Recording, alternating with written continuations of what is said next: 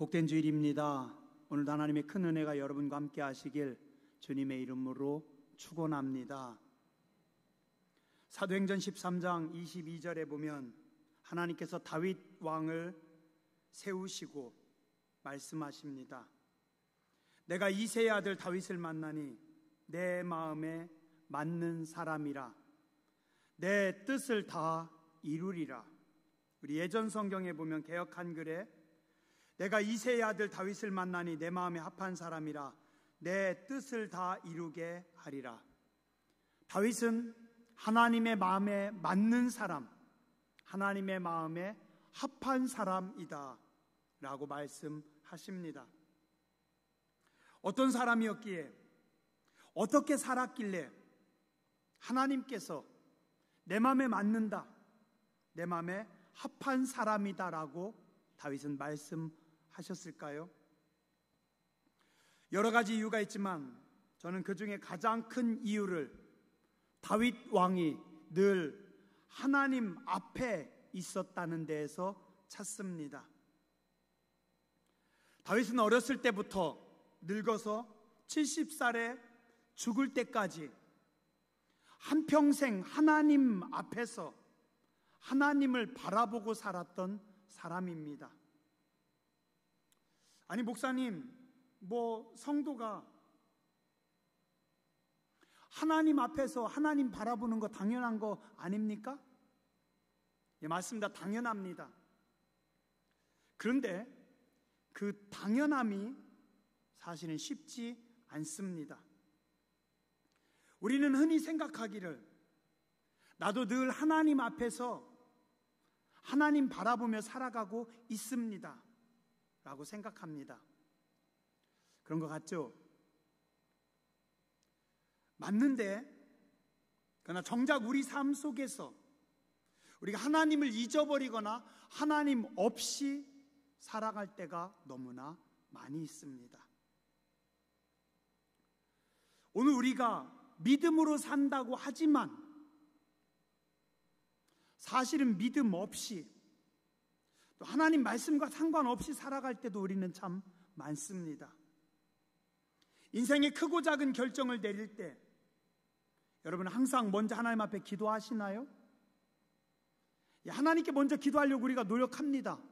그러나 사실은 기도 안 하고 결정할 때도 많이 있고, 혹은 내가 결정해 놓고 하나님 내 결정에 하나님께서 따라 주십시오, 하나님께서 나의 결정에 손을 들어 주십시오 기도할 때도 많이 있습니다. 우리는 하나님께서 말씀하신 대로 순종하며 살아가고 있나요? 순종하며 살아가려고 하지만 그렇지 못할 때도 우리는 참 많이 있습니다. 하나님의 말씀, 하나님의 뜻을 여쭙기보다는 내 생각, 내 경험 혹은 누군가의 주장에 따라 움직일 때가 참 많이 있고, 순종한다라고 이야기하지만 사실 순종하지 못할 때도 우리는 참 많이 있습니다. 제가 말씀 준비하면서 생각해 봤어요. 나는 하나님 앞에 순종하는 때가 더 많았을까? 불순종하는 때가 더 많았을까? 내 스스로 판단할 때가 참 많이 있습니다. 하나님, 요즘 누가 그렇게 한다고요? 제 생각엔 안 맞는 것 같은데요? 하나님 그렇게 하면 안 될 것 같은데요?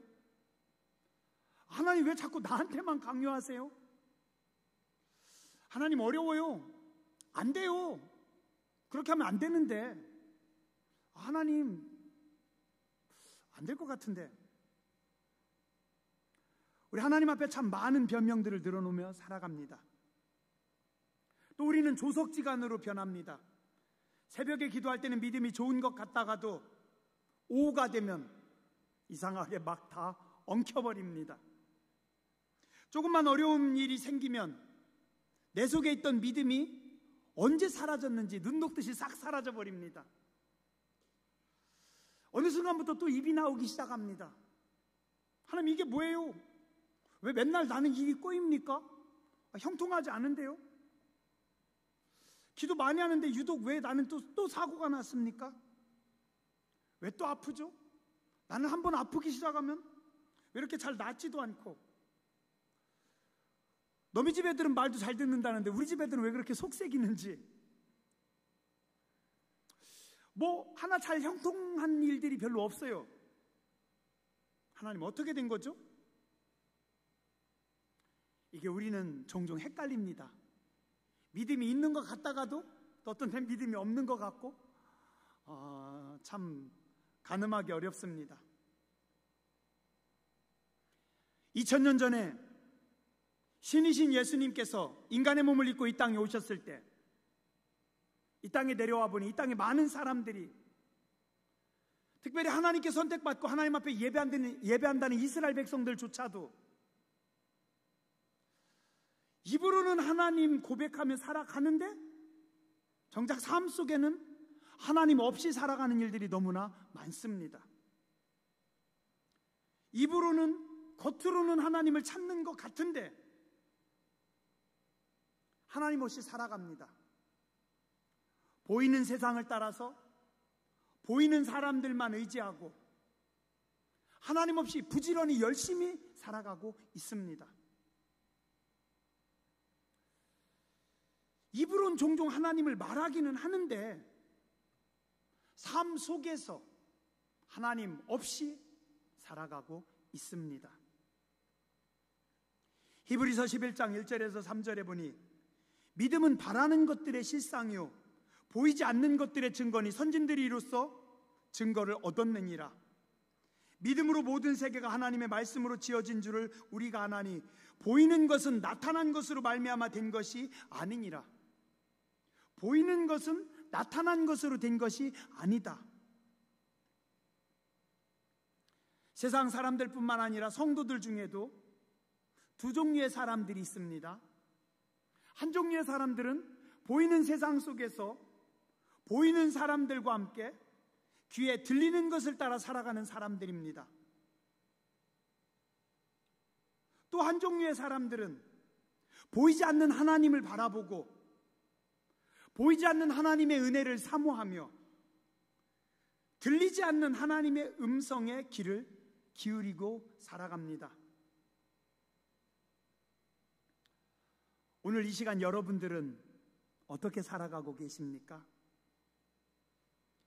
내 눈에 보이는 세상 속에서 보이는 사람들과 함께 내 귀에 들리는 대로 살아가십니까? 아니면 보이지 않는 하나님을 바라보고 보이지 않는 하나님을 찾고 그 하나님의 말씀에 귀를 기울이고 하나님의 뜻대로 살아가려고 애쓰고 계십니까? 누가복음 18장 9절 이하에 보면 두 사람이 하나님 앞에 나와 기도하는 장면이 나옵니다. 두 사람이 기도하러 성전에 올라가니 하나는 바리새인이요 하나는 세리라. 바리새인은 서서 따로 기도하여 이르되 하나님이여 나는 다른 사람들 곧 토색, 불의, 간음하는 자들과 같지 아니하고 이 세리와도 같지 아니함을 감사하나이다. 하나님 나는 일주일에 2번씩 금식하고 있습니다. 또 소득의 11조도 꼬박꼬박 하나님 앞에 잘 드리고 있습니다. 바리새인이 하나님 앞에 서서 근엄하게 잘 기도하고 있습니다. 근데 그때 세리는 멀리 서서 감히 눈을 들어 하늘을 쳐다보지도 못하고 다만 가슴을 치며 이르되 하나님이여 불쌍히 여기소서 나는 죄인입니다. 예수님께서 말씀하십니다.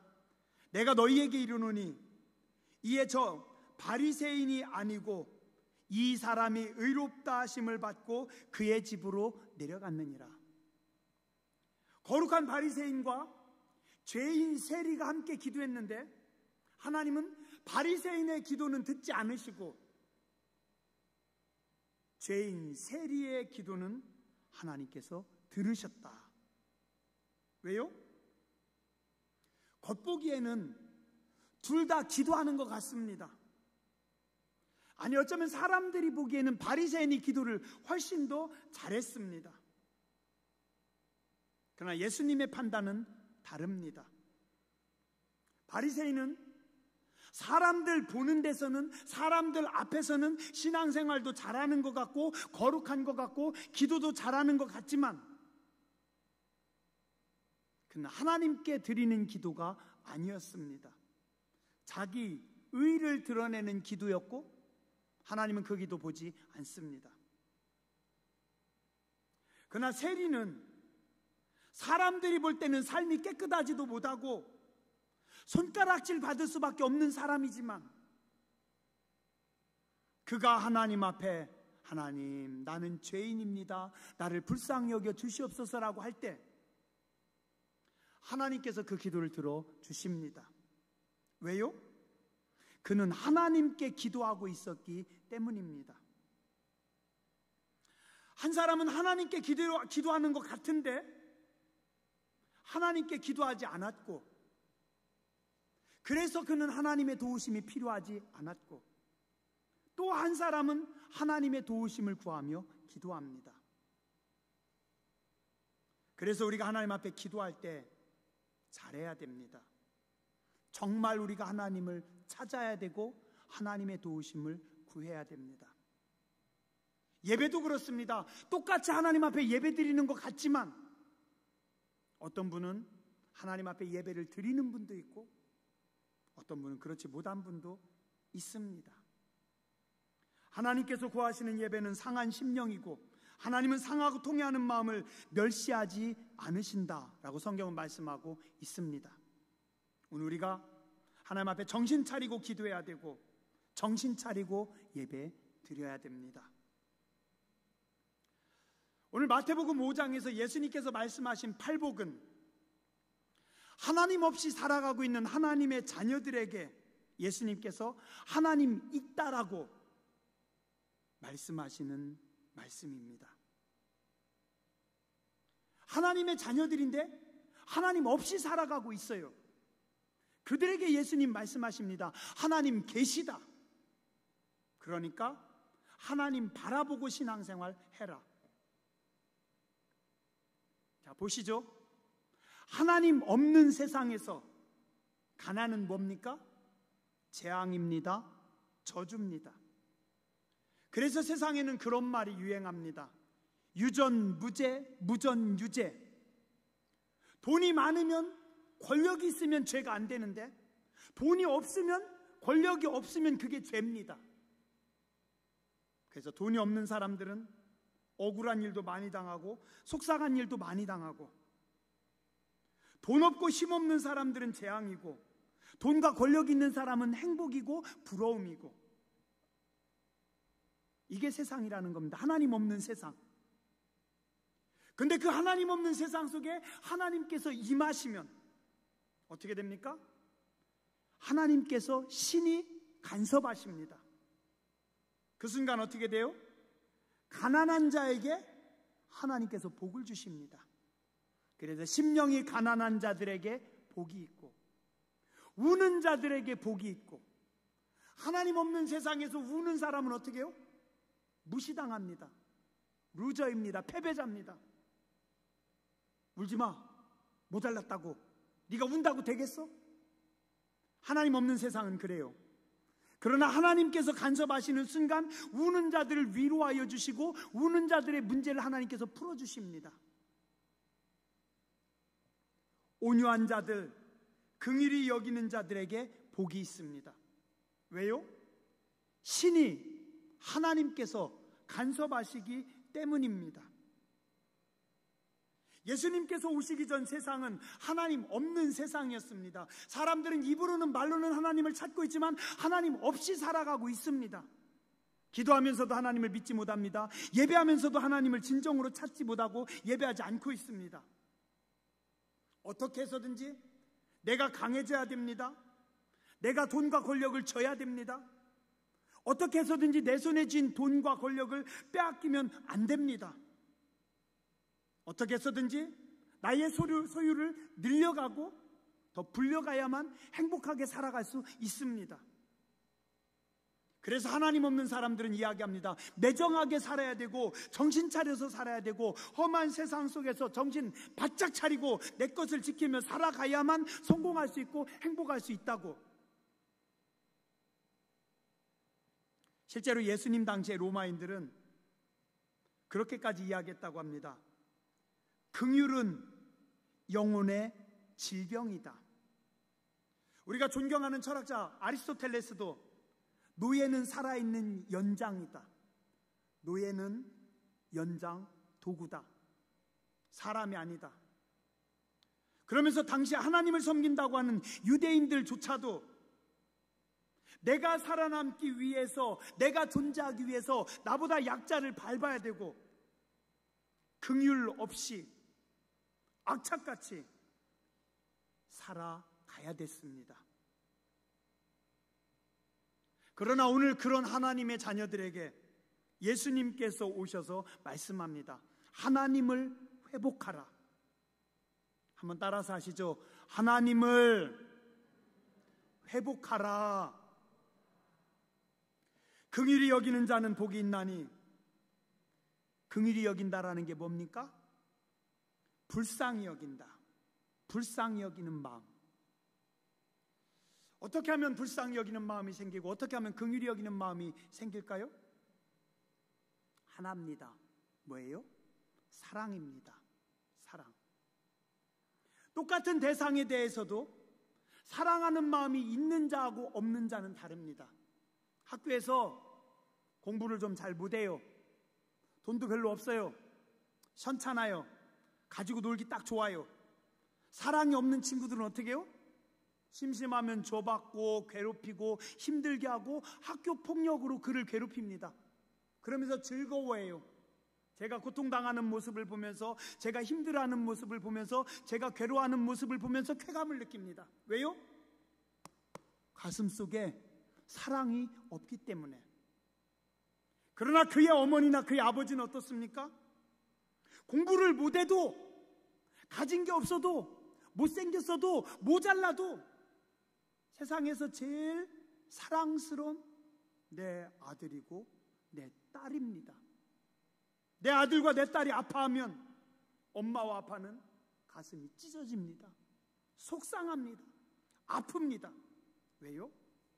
사랑하기 때문에 불쌍히 여기는 겁니다. 똑같은 사람을 보면서도 사랑하는 마음이 없는 사람들은 무자비하고 그를 불쌍히 여기지 않는데, 사랑의 마음을 가지고 있는 사람은 그를 불쌍히 여깁니다.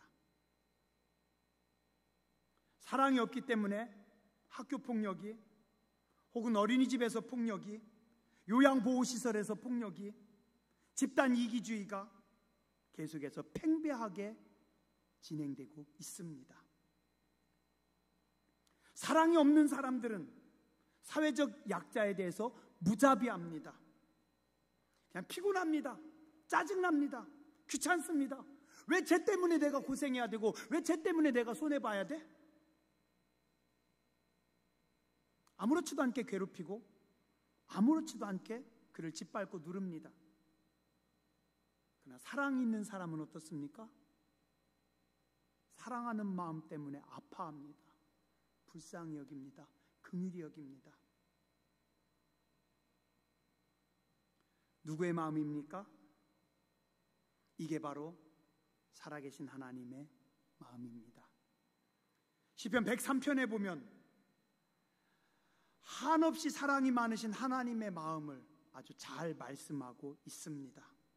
여호와는 긍휼이 많으시고 은혜로우시며 노하기를 더디하시고 인자하심이 풍부하시도다.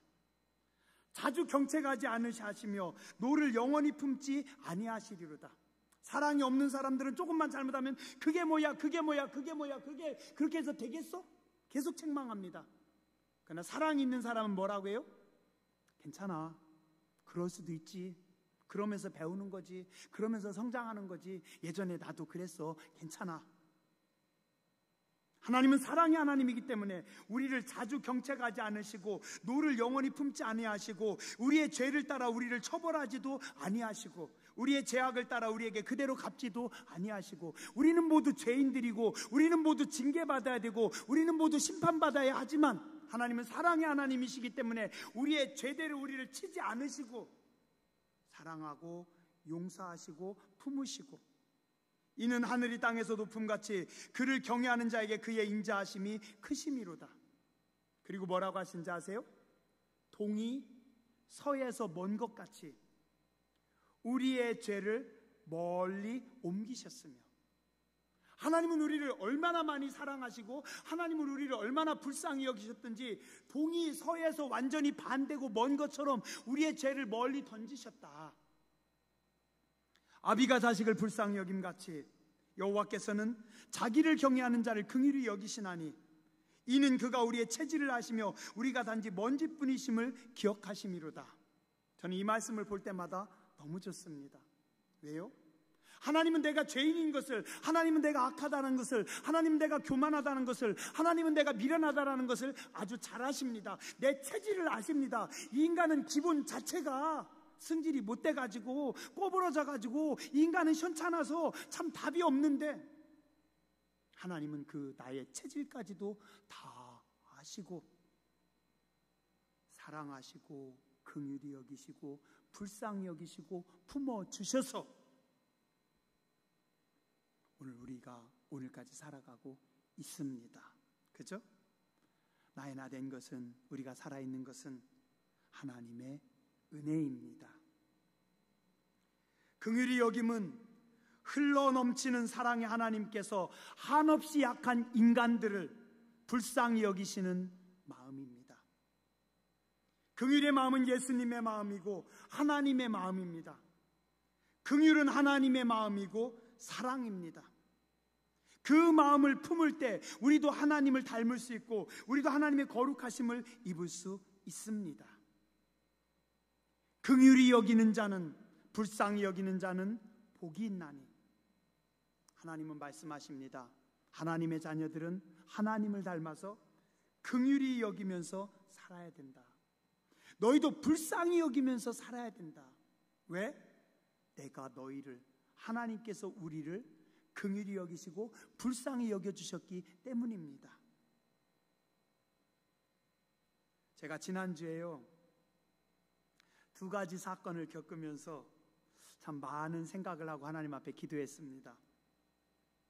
첫 번째, 코로나로 힘들었어요. 제가 회개 많이 했습니다. 성도님들이나 누가 코로나가 걸렸다고 하면은 제가 놀려먹었는데, 이순성 권사님 놀려먹은 거 제가 회개했습니다. 아무렇지도 않다라고 큰 소리 쳤는데 제가 걸리니까요 막 죽겠는 겁니다. 머리도 뻐개지고 막 온몸이 쑤시고 어떻게 하질 못하겠어요. 잠도 못 자겠고 괴로워 죽겠는 겁니다. 제가 다른 분들 놀렸던 거 회개했어요. 나는 젊어서 그냥 며칠만 고생하면 되겠지라고 생각했는데 힘들었어요. 그러면서 드는 생각이, 내가 빨리 나야지, 안 그러면 교회 또 예배 자체가 지금 멈춰 있는데 빨리 나고 빨리 회복돼가지고 예배를 다시 회복해야 되고, 그래서 그냥 병원에 가서 할 수 있는 한 최대한 시키는 대로 가만히 있었습니다. 참 눈에 보이지도 않는 그 아주 작은 그 바이러스 때문에 죽겠는 겁니다. 실제 돌아가신 분들도 많고요. 보이지도 않는 그 작은 바이러스 때문에 지금 전 인류가, 세계가 덜덜 떨고 있습니다. 인간 아무것도 아니구나. 저는 건강하다고, 저는 젊다고, 저는 잘난 줄 알고 이게 인간이 교만했는데 코로나 한 방 걸리니까 겸손해지더라고요. 아무것도 아닌 인간이 하나님 은혜로 살아가고 있는데 우리는 정말 아무것도 아닙니다. 하나님 은혜로 살아가고 있습니다. 그래도 다행히 하나님께서 빨리 살려주셔서 오늘 이렇게 서서 설교하고 있는 겁니다. 그죠? 또 다른 하나의 사건, 2명의 사람이 말하는 걸 제가 옆에서 듣고 생각했습니다. 하나님께서 2 사람에게 선물을 주셨습니다. 아주 큰 선물을 주셨어요. 근데 2 사람이 조금 더 큰 선물을 갖자라고 서로 얘기하고 있어요. 좀 더 큰 거 가지려고 하는 마음 당연한 거죠. 마음은 이해가 되는데 2 사람의 대화가 너무 재밌었습니다. 서로 자기 때문에 하나님께 받은 선물이라고 하는 겁니다. 그래서 나 때문에 하나님께 받은 선물이니까 내가 좀 더 큰 선물 가져야 돼. 그럴까요? 옆에서 제가 보니까 둘 다 아무 공로 없어요. 그냥 하나님께서 거저주신 큰 은혜인데 둘 다 자기가 공로가 더 낫다라고 하는 겁니다. 아무 공로 없는 인간들끼리 서로 자기의 공로를 주장하고 있습니다. 웃기지도 않죠? 이게 오늘 우리의 모습입니다. 오늘 우리는 아무 공로 없습니다. 우리는 아무것도 한 것 없습니다. 우리가 뭐 이뻐서, 우리가 뭐 잘해서, 우리가 뭐 훌륭해서 하나님께서 이만큼 살려주시고 이만큼 은혜를 주신 겁니까? 아무것도 없어요. 공로 없어요. 그냥 하나님 은혜입니다. 근데 뭘 그렇게 우리가 자꾸 뭘 했다라고 착각하고 내가 뭘 했다라고 이야기합니까? 그냥 다 거저주시는 하나님의 은혜입니다. 인간들은 맑고 아름다운 가을 공기 한 뼘도 못 만듭니다. 우리는 그냥 막 퍼쓰고 저 아름다운 가을 하늘을 오염시키기만 할 뿐입니다. 시원하고 맛있는 물 한 컵도 우리는 못 만드는 존재들입니다. 그냥 먹고 쓰기만 하는 존재들입니다. 우리는 우리 벼와 곡식들을 잘 익게 하기 위해서 가을 햇살을 단 1초도 못 만드는 존재들입니다. 근데 어리석고 약한 우리가 무슨 공로가 있다고, 뭘 했다고 서로 자랑하고 서로 다툽니까? 아니에요. 그냥 하나님의 은혜입니다. 하나님의 자비하심, 하나님의 긍휼하심 때문에 우리가 살아가고 있고, 또 하나님께서 부어주신 사랑을 우리가 입으면서 살아가고 있습니다. 오늘 어리석은 인생들을 불쌍히 여기신 예수님께서 십자가에 죽어주셨기 때문에, 죄인들을 용서하신 예수님 그 사랑과 은혜 덕분에 오늘 우리가 살아 숨쉬고 있습니다.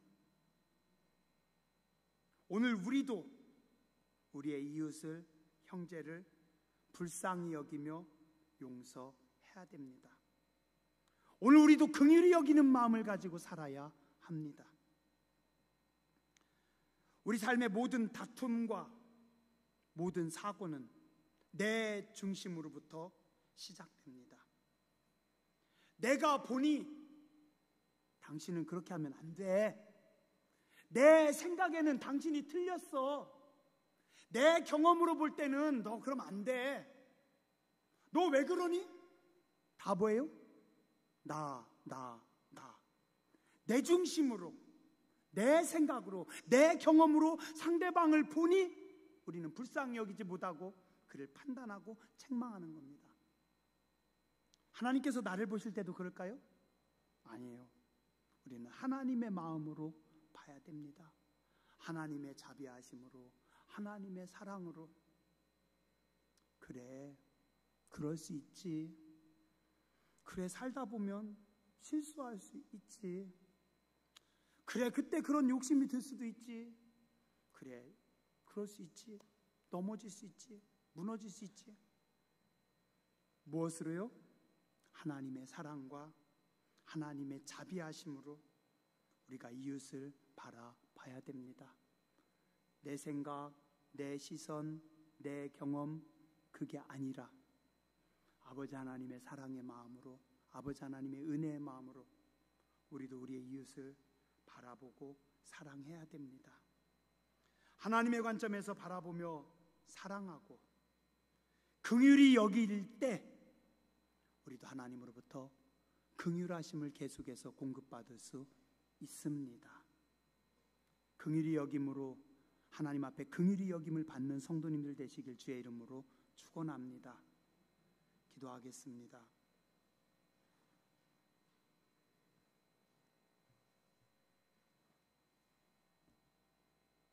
긍휼히 여기는 자는 복이 있나니 그들이 긍휼히 여김을 받을 것이며. 우리는 하나님의 은혜로 살아가고 있습니다. 하나님의 자비하심으로 살아가고 있습니다. 하나님의 오래 참음으로 살아가고 있습니다. 죄인을 용서하시는 하나님의 큰 사랑 때문에 살아가고 있습니다. 오늘 우리의 가슴에도 하나님의 사랑을 부어주시고 우리도 세상을, 이웃을, 사람들을 사랑하며 불쌍히 여기는 하나님의 사람들 되게 하여 주시옵소서. 거룩하신 주님 예수님 이름으로 간절히 기도드렸습니다.